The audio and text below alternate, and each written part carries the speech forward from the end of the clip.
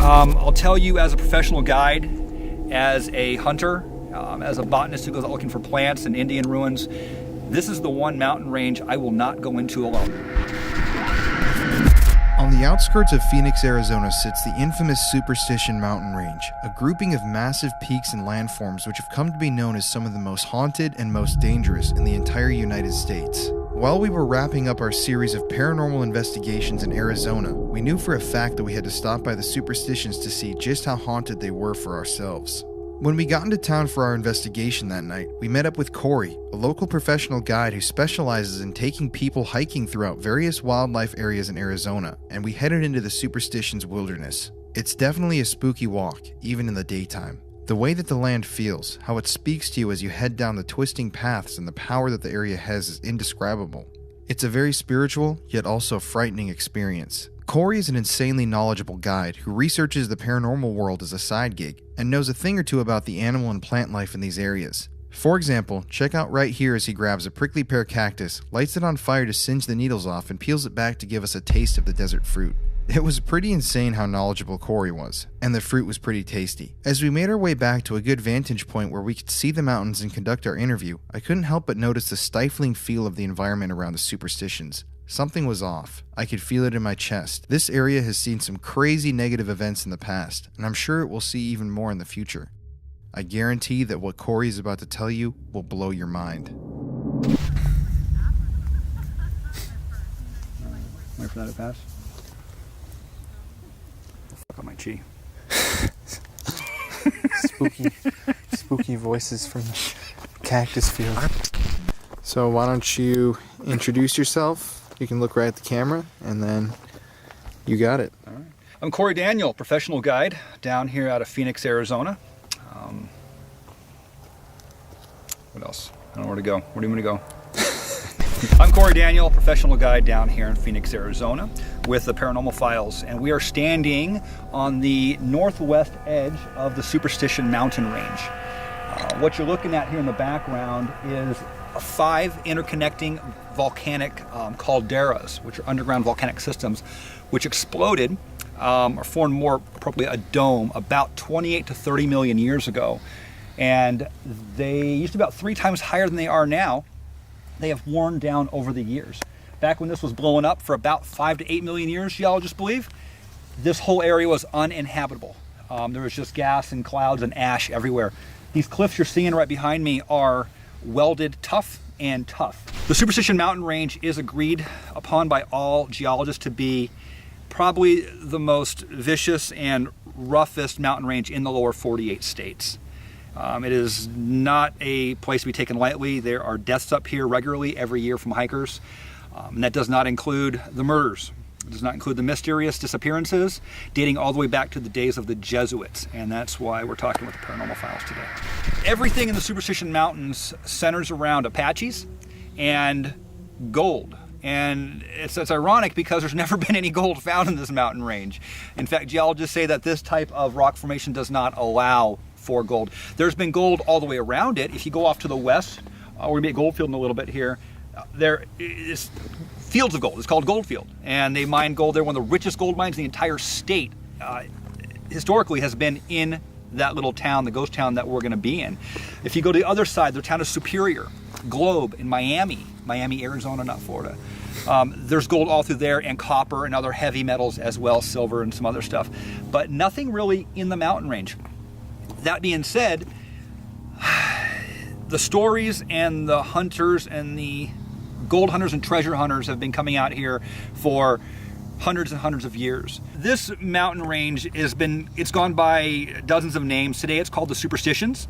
If you're a local, you know it as the Soups. If you want to sound like a Phoenician from Phoenix, we call them the Soups. It's had dozens and dozens of names depending on who was living here at the time. The Apaches knew this mountain range as the abode of the thunder gods, and they still refer to it as that. This mountain range, for some reason, and the geologists and the climatologists don't know, it makes weather. During the monsoon seasons and even for the winter rains, our rains are split in two, January, February, and then July and August, by 4 months of drought on both sides.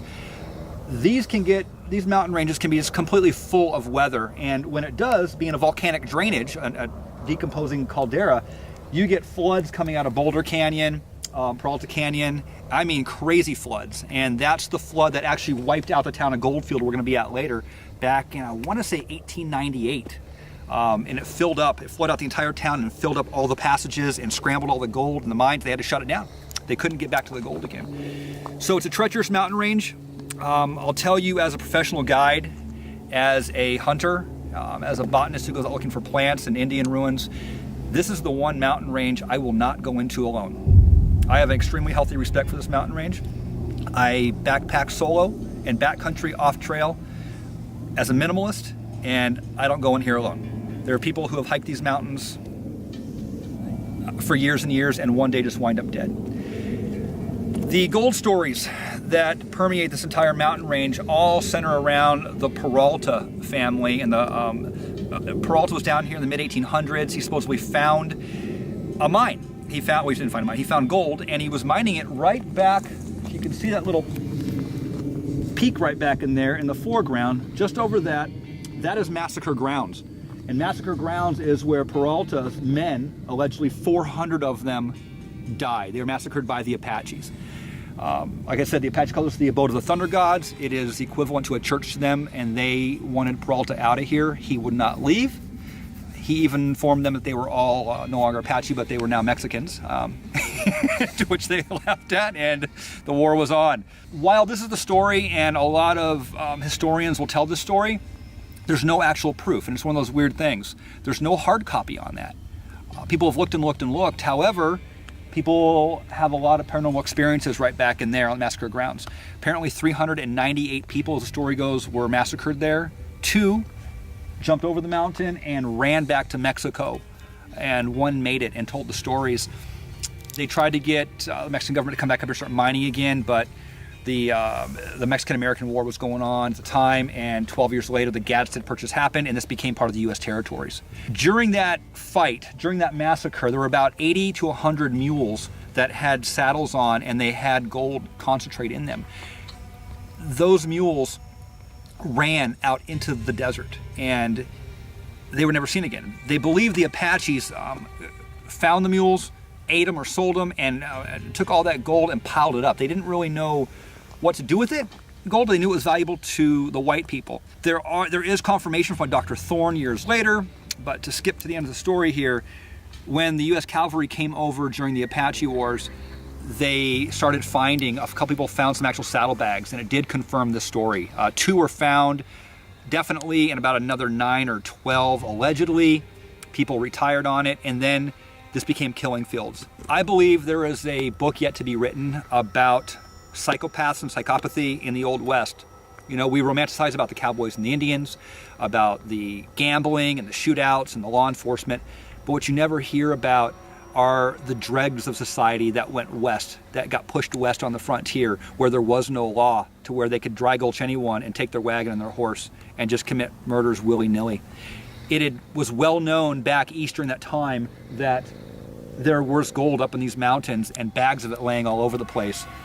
And there's a lot of evidence that people were coming out here just bushwhacking people left and right.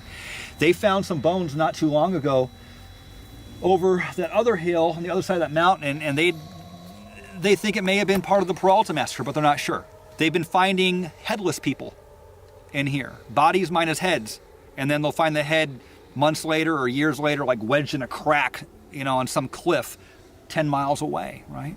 The primary story that these mountain ranges this mountain range delivers to us is that of Jacob Waltz and the Lost Dutchman. And he was a Prussian. He wasn't a Dutchman. He's actually Prussian.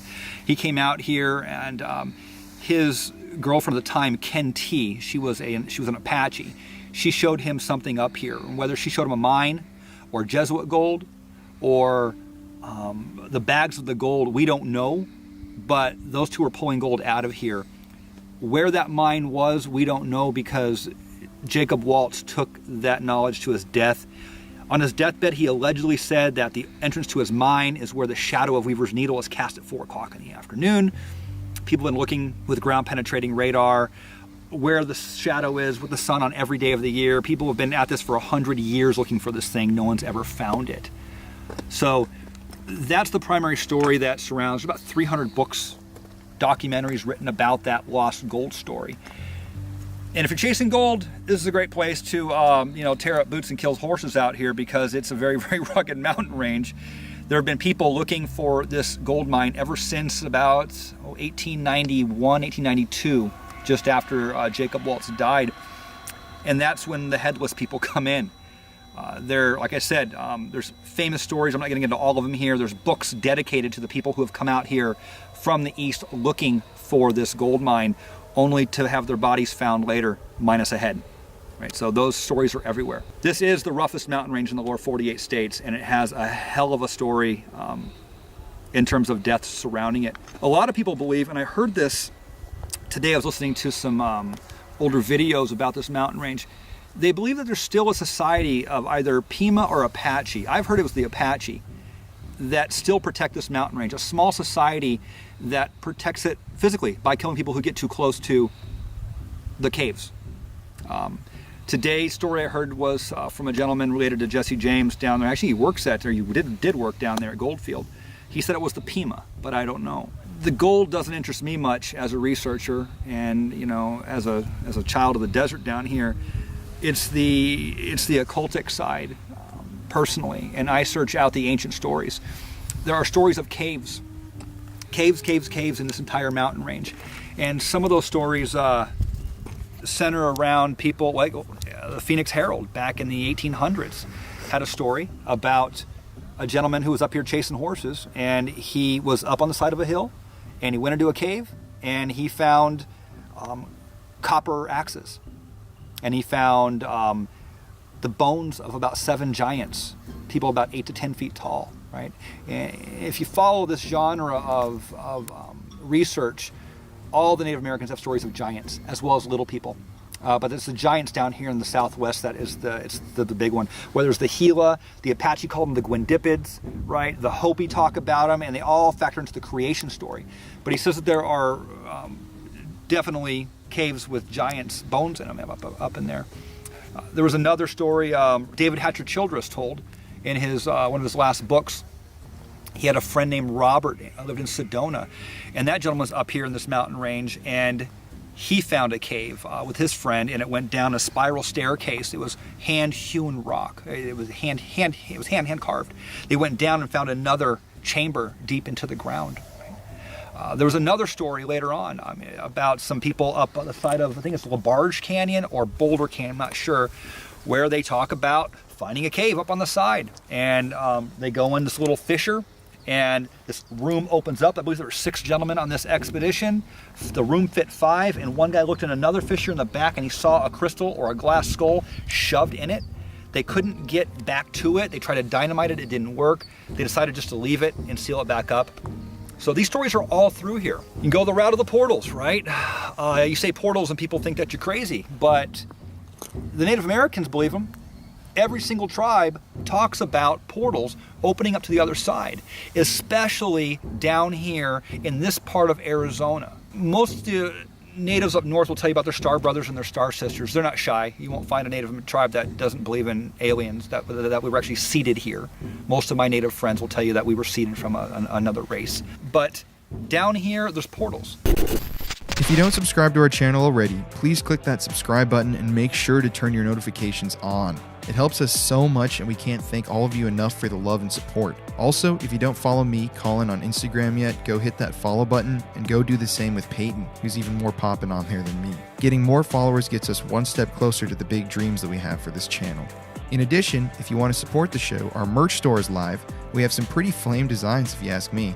Thank you to everyone that has bought a piece in the past, and trust me, we see the love and recognize it. Anyways, enough shameless self-plugging. Enjoy the episode and stay spooky, guys. You guys heard of Mount Graham? Up there? Mount Graham, on top of Mount Graham in southern Arizona outside of Tucson, is the largest observatory in the state. You know who owns that? The Vatican. And there's a lens up there called the Lucifer lens. Can't make this up. Lucifer, and it stands for like a long range infrared extra whatever. They had to make it fit, but it is, yeah. That mountain range was sacred. That Mount Graham was sacred to the Apache, and when they went in there in conjunction, the Vatican with U of A down there to put this in, They actually went to court because the Apache said, no, you're not going to be up there doing this. This is one of our sacred mountains. The Vatican put resources and money and battled them in court for years, and they won. I mean, if you go up against the Vatican, you're probably going to lose, right? They got pretty good lawyers, I'm guessing. And they definitely lost, and they built that up there. The Apache say it's because it is a center for power, and they wanted that location for that astronomy, whatever the Vatican is into up here. You got another mountain range off to the, you can't see it from here, off to the southwest corner of Phoenix. It's called the Sierra de las Estrellas, the Mountain of the Stars. And that one features prominently with stories of the Pima and the Gila tribes talking about portals opening up. They say their gods used to come through. They would communicate with people back and forth, right? I'll tell you a story. When I was cowboying in the western part of the state, a little town called Wickiup, I met a gentleman by the name of Jim Miller. He was an old prospector. He was old when I met him. And he told me that sometime in the mid-'80s, a gentleman came through who used to prospect in those mountains around Wickiup, Arizona, back in the 50s. And this guy just got out of the VA hospital back then, apparently. This older guy was old as well. And he said that he used to run a mule and walk up into the Aquarius mountain range right there. And right in the wash, right in, I believe it was Sycamore Wash, he said he would see this portal open right there, right at ground level. And he'd throw rocks into it and it would disappear. So that's what happened. He said he was getting the courage to jump through it, and he never did. He had a plan to, like, I guess, tie a rope down to a chicken and throw it in there and pull it back. If it came out not like all messed up, he was going to go through, but it never opened after he got the courage. Damn. These stories are out here. You know, if you talk to people enough, especially the older people, they'll tell you these stories. Native Americans will talk about this stuff all day long. So, you know, I don't know. This mountain also factors into the creation story. Every Native American out here, obviously every people have their own creation story, but the ones out here all center around giants and floods. And all these crags you see up here on the western cliff, how good the light is right now, but those are supposed to be the frozen giants, the people who froze on their way up to the top during that last flood. So, I don't know. It's this mountain range has got a lot of stories. Recently in the 80s, I forget the lady's name. If I get it, some of these things get mixed up in my head after a while, but it was either Arizona Wilder or a Catherine something. She says that she was up Boulder Canyon, which is right up in there, and she was rock hounding, and she went into a cave, and on her way out of the cave, she says a reptilian stepped out. Bipedal, reptilian, humanoid-looking thing, I mean, you know, and it flashed the light at her, and she woke up on a table in a craft, she assumed, and she was taken advantage of, and it's on the internet, you can go check it out. She swears by the story, she's been telling it for 35, 40 years now. That story is out here. So what do you think it is behind the mountains that makes it so, I don't know, so many stories about it? What do you think causes that? You know, I don't know. As a researcher, I hate to jump to conclusions and say I think it's this. I know that there are paranormal anomalies that never end. From the days of the Jesuits to the Spanish to the Mexican to the Indians to the Americans, things have happened. This mountain range has always been at the focal point. I know the government came in and turned it into a state wilderness. Now I got theories on that out west, right? America was filling up, and you got the National Park Service in 1919, right? Well, actually, it was 1912. The Grand Canyon became a park in 1919. That's the big one. But you have Yellowstone, Yosemite, all these places where paranormal activity happens, right? I don't know if you've been following that guy on the internet talking about missing people, 411, national parks. And if you are a government and you are controlling a phenomenon, what better way than to put it under the jurisdiction of the government? This became a state wilderness. Arizona has wildernesses, okay? We have state monuments and state parks, national monuments and national parks, and we have wildernesses. And these are really special areas. I think we got like 60 of them here. Only a man or a woman can go into a wilderness on foot with a horse. No motorized vehicles, can't even hang glide over them. The only time you can put a chopper in there is for a medical evac. So they are completely primitive. Even when the Forest Service comes in to do work on the trails, it's all saw and axes. They're not even allowed to use any electric or motorized stuff at all. So they are protecting these areas, and these areas do have a lot of paranormal activity. When I used to work over on the Yavapai Indian Reservation, just to the west of Phoenix, outside of Fountain Hills, one of their medicine men was, I don't say a friend, but he was an acquaintance of mine. And I asked him, I said, why do you think that these areas out here on your res, he was telling me that they don't go out at nighttime because of the things that walk around at night, because of the little people, because of the invisible hairy people. He had all kinds of stories he used to tell me, right, straight from his mouth. And he says, as someone who studies this and thinks about it for my people, I think it has to do with electrical fields. There was a lot of power in Phoenix back in the day, because Phoenix is a very ancient, powerful place. But as people grow and the electric lines come in and you guys industrialize it, those electrical fields, I think, push away these spirits and these entities from the other side. When you go out into the wilderness still, people decompress out there because you don't have those energies. You don't have the electric, the Wi-Fi. And he says, I think it has to do with that, why things can come over from the other side there. He says that's how he explains a lot of the paranormal stuff. And you guys are paranormal, and it would stand to reason that we know it is an electrical phenomenon. We know the computer was invented to reach the other side. Did you guys know that? No. Research the origin of the computer and the guy that did it. He invented the computer to talk to the other side. That's where it came from. I had no idea. Yeah, there's some great stuff on the internet. Some old researchers that put that stuff together. Cool. Yeah, it's all paranormal electricity and technology intertwined. On my website, I talk at great length about sorcery and about energy and about mysticism and physics and how it's the same thing.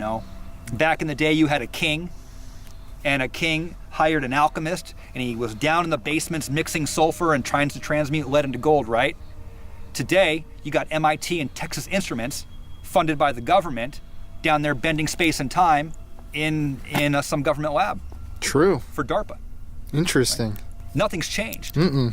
When the old world sent the Mayflower over, when the Spanish and the French and the English, right, the pinnacle of modern civilization at that time, as soon as they had boats, they came over. They knew this was here. Everyone knew that the world wasn't flat. They were going to fall off the edge of it. Sorry for the flat earthers out there, by the way. But they took advantage of the resources and they monopolized on everything out here. They grabbed it and they secured it, and they are allocating it today. When we go to the moon, or when we go out into space, when humans leave space, it's not going to be the cashiers. It ain't going to be the farmers. It's going to be those same bloodlines and the same people in positions of power who have been controlling the path of humanity the whole time. What do you think is your most definitive, Jesus, these bugs, personal story from the mountains when you've been out here? What have you experienced? I've never told this story before. I'll tell it. It happened. It's true. God's my witness. I was at Burrow Creek, almost to Wickiup. Go to Wickenburg, then Wickiup is about half there. You'll find it on a map. And that bridge there, that canyon, a lot of death has happened there. And I was there about 2 o'clock in the morning coming back from Phoenix. And I was out there with my dog on the edge, overlook. I was taking a break. I was so tired. And I had my knife on me. I carried a knife back in the day. I was shoved in the front of my pants here. And it was about a 3/4 moon night, maybe. And I was feeling, it was nice out first, and I started feeling creepy. Something was bad. Something was wrong. And then it went to something as... See that light out there, by the way? Do you think that's a hiker? Could be. Could very well be coming back from the waterfall. The trail runs right up there. Is that a 3/4 moon? We're just over a half. It's almost 3/4, yeah. But no, it's close. So it was definitely a well-lit night, and it went from feeling awkward and weird to the hair on the back of my neck to I'm in imminent danger.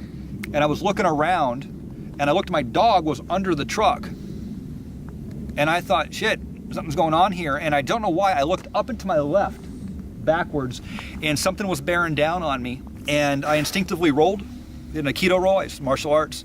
And when I came up, I grabbed my knife. But here's the weird part. As I was rolling, the thing buzzed me, and I heard it come by, and I heard cloth. It was wearing clothing, and it was flying. And this is a true story. And when I came back up, I pulled my knife out, and I screamed. The adrenaline went, and it was fight or flight. And I can't remember what I even screamed now, but it went out probably about 30, 40 yards. It stopped, it turned, and it hovered right there. What felt like about a minute, but it couldn't have been more than about 3 or 4 seconds, 5 seconds maybe. And it looked, and the best way I can describe it is if you've seen Lord of the Rings, remember them things that ride those dragons with the black things on? Those things. It looked like that. Ugh. It looked like that. It was wearing a black cloth. And that's what tripped me out. It was, wasn't an owl, wasn't a hawk. Ugh. It was hovering in space. It wasn't moving, it wasn't flying. It was hovering. And then it turned off to the southwest and went towards Greenwood Peak. And I watched it fly. And I watched it because the moon was bounced off, because it was a pretty bright night out, about a 3/4 moon night. That's the craziest damn thing I've ever seen out here in this desert. That's bizarre. I went home and I called one of my friends and asked him, what he thought, and he's like, I don't know what to tell you, man. Like, what do you tell someone when they call you up at 3 o'clock in the morning and tell you that, But that happened. I've been in a canyon and I found this little pile of dirt. It was red. I remember that, and I was kind of drawn to it, and I sat down on it. And within a minute, I got tired, and then I got more tired, and then my rifle dropped out of my hand, and I felt like I was having all the energy sucked out of me. That happened. And I remember laying there, and I woke my eyes, and I was just kind of laying there. My dog, she wouldn't come up on top of the mound. It wasn't any more than probably about 7, 8 feet across. And I don't know what was on that mound or what it was made of, but I knew I had to get off that mound or I was never going to get off it. So I kind of rolled over and I rolled off of it. And as soon as I rolled off this mound, like everything just snapped back into place, and I was wide awake again. That happened. Wow. I have no idea. I wouldn't make that up, Yeah, I don't know why you would. It happened. So. There's a lot of stories. You spend enough time in the desert, and you'll start having some experiences. I bet. Well, we'll have to come back to the superstitions, man. They say there's only 3 kinds of people that go to the desert: prophets, prospectors, and madmen. Which one are you? I don't know yet. I'm only 42. So that's a synopsis of the Superstition Mountains here. It's a holy shrine. It is an ancient volcanic nightmare of rock. It is a place where alien abductions happen. It is a place where people have been missing heads for over 100 years. It's a place where the Apaches and the Pimas are both reputed to be in here protecting. It's a never-ending wellspring of stories and mystery. It's right on the edge of Phoenix, Arizona, and right over there. Place. Beautiful. You can see the lights. Do you get pretty good footage with the lights below? That's kind of good. Real quick before we get out of these woods, well, do you think a number of people then have just died throughout this area that haven't been found yet? I think if all the bodies that are buried out here stood up at one time, it'd look like downtown Manhattan. Think about it, just from what we know of. We can trace it back here. We know that the archaic Indians were here, and then there were the basket weaving culture. Then you had the greater cultures. This area was the Hohokam. You had the Salados, the Sinagwins, the Mugians, the Patayans, all that going on here. Then you have the Spanish. They came through. And then you have the Mexicans, part of Mexico, right? Then you have America.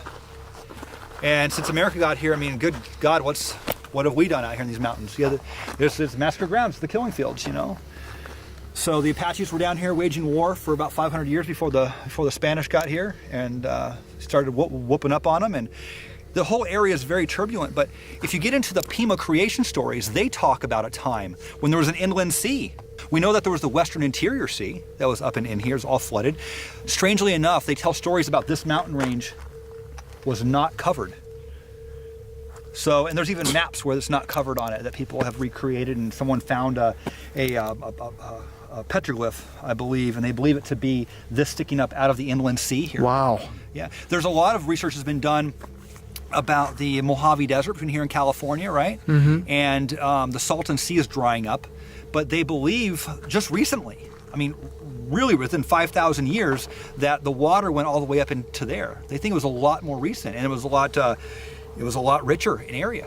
Think about it. Phoenix, Arizona. You don't think of it as a river town, right? But it is. We got 6 rivers that dump into Phoenix. You got the Gila, the Salt, the Verde, Agua Fria, Hacienda, and New River. Where have the most ancient of civilizations come from? Deserts with perennial water sources coming through. Egypt, Samaria, northern India. These are the cradles of ancient civilization. Phoenix is on the same parallel. It has 6 rivers dumping into it on the most biologically diverse parallel on Earth. This is not a harsh environment. It's a paradise. You know, each of these rivers is a riparian biome of cottonwoods and willows and deer and hundreds of edible plants, and we have fresh clams and fish, right? They can irrigate real gently off of all of these rivers. Every year, the White Mountains flood out, come down the Salt and the Gila, and it puts more nutrients back into it, just like on the Nile. I think the real history of Phoenix is yet to be written. True. I really do. Interesting. And why won't you go at the end of the day here at night? Like, what is your reasoning? You know, I don't need to. I've walked across half the state of Arizona at one time or another. I don't backpack for recreation. I don't shoot for recreation anymore. I don't four-wheel drive for recreation. These are skills in my back pocket. When I'm four-wheeling, it's to get back somewhere. When I am utilizing my backcountry skills, it's because I'm on an expedition. I don't just go shooting for fun. It just seems weird to me at this stage of my life. I've shot so many guns. I don't go hiking either for fun very often unless I'm with my kids.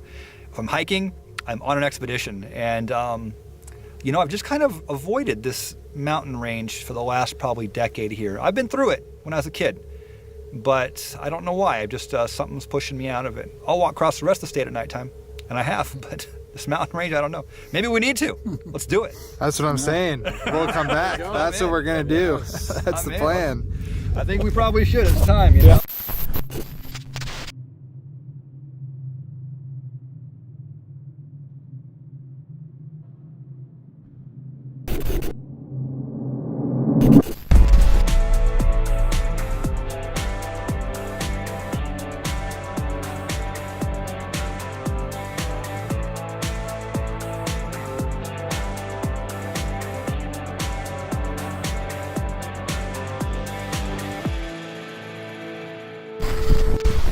Hello.